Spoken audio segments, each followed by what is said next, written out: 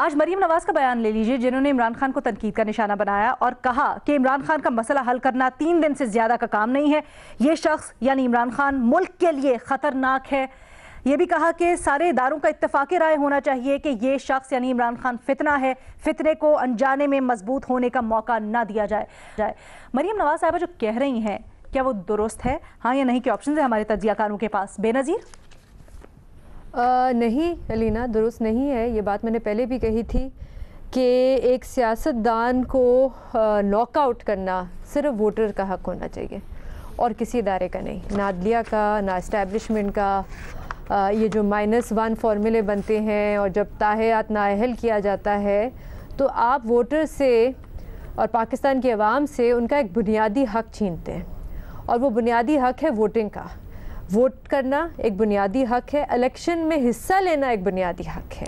तो किसी इदारे के पास, ख़ास तौर पे अनइलेक्टेड इदारों के पास, ये बिल्कुल हक नहीं होना चाहिए। सिर्फ और सिर्फ अपने, अगर आपने सियासी हरीफ को हराना है तो उसे इलेक्शन में हराएं। लेकिन फिर न्याय साहब कहते हैं ना कि सवाल करते हैं बल्कि कि इमरान खान मसले का हल है या मसला है। तो फिर न्याय साहब, अगर आप ऐसा समझते हैं तो क्या हो? क्या आप मरीम नवाज जो बात कह रही हैं उसको सही समझते हैं? नहीं जी, मैं तो समझता हूँ कि उनके बारे उस वक्त ही मेरी यही राय थी कि जो मैं तकलीफ़ थी कि जिसमें समझता था कि इन अदालतों से भागना शरन जायज़ है, वहाँ फेयर ट्रायल नहीं दिया जा रहा था। हमारा आइन जो है वो यकीन खसूस फंडामेंटल राइट्स जो हैं कमाल के हैं, इतनी प्रोटेक्शन देता है। और आर्टिकल 10A जो है वो हमारे फेयर ट्रायल की गारंटी करता है हर पाकिस्तानी शहरी को।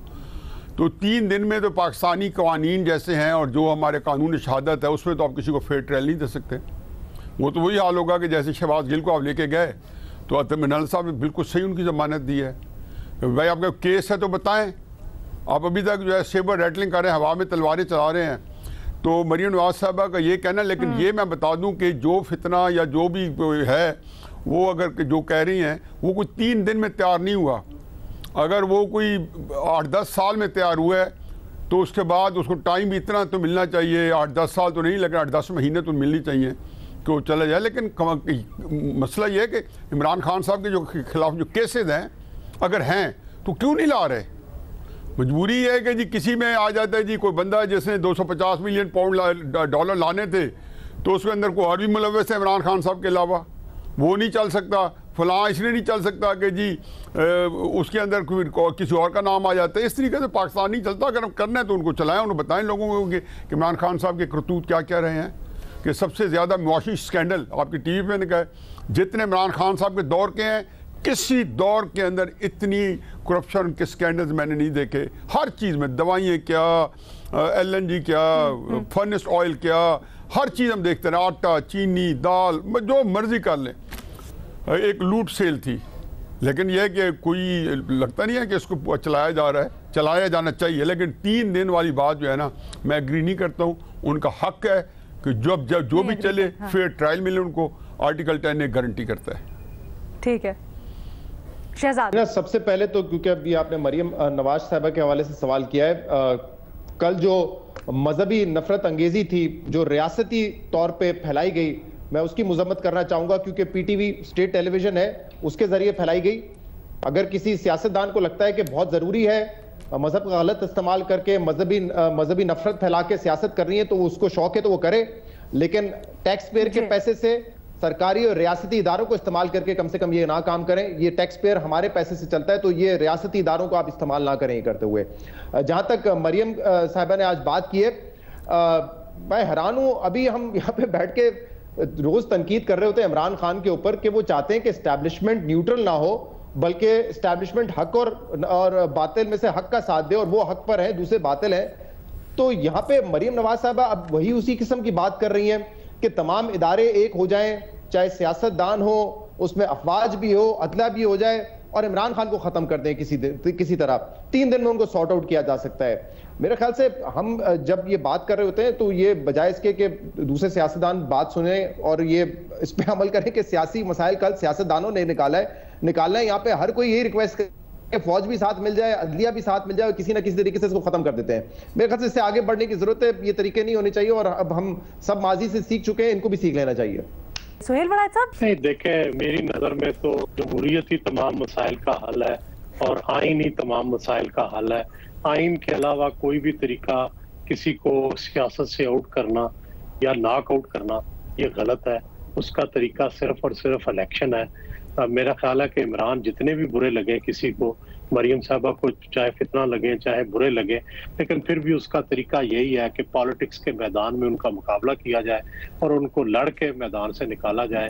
कोई और तरीका जो है वो काबिल कबूल नहीं होगा, ना इस तरह का कोई तरीका जो है वो उसको पसंद किया जाएगा।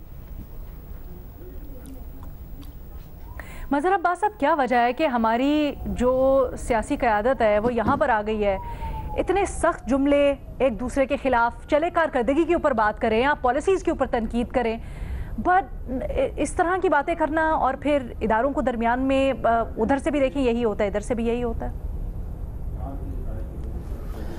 जी, जवाब तो मेरा भी नहीं है। हज़ारों ख्वाहिशें ऐसी कि हर ख्वाहिश पे दम निकले। वो 3 दिन की बात कर रही हैं, उनकी हुकूमत को 5 महीने हो चुके हैं। तो 5 महीने तो आपने इमरान खान को नहीं आउट कर सकी, बल्कि आउट क्या नहीं कर सकी, उनको आपने बहुत ज़्यादा इन कर लिया।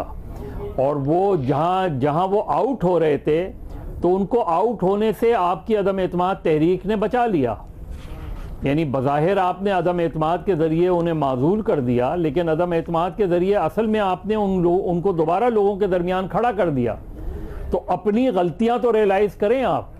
किसी को 3 दिन में, 3 हफ्ते में, 3 महीने में, 5 महीने तो हो चुके हैं आपको, तो उसमें नाकामी का इतराफ़ लगा। और वो तो छोड़ें कि आप इमरान खान को 3 दिन में आउट करने की बात कर रही हैं, आप 5 महीने में मियाँ साहब को वापस नहीं ला सकें, यानी इतने अरसे में, और अभी भी कोई इम्कान नहीं नजर आ रहा। तो अब इसकी वजूहात क्या हैं जब आप कह रही हैं कि सारे इदारे, देखिए एक चीज़, आज क्योंकि जमहूरियत का आलमी दिन है, तो एक बात याद रखें कि सियासी जमातें और सियासी लीडरान को अगर आपको आउट करना होता है तो वो फिर एक अपने अमल से आउट हों, अपनी इलेक्शंस में शिकस्त से आउट हों। किसी तरीके से आप इस तरह आउट करने की कोशिश करेंगे तो उसका वही नुकसान होगा जो माजी में दूसरे लीडर्स का हुआ। और माजी में तो बेहतर ये है कि एक कल्चर ऑफ डेमोक्रेसी जो है वो परवान चढ़े, एक दूसरे को टॉलरेट करें, पॉलिटिकल राइवल्स बने, इख्तलाफ करें, दुश्मनी ना करें।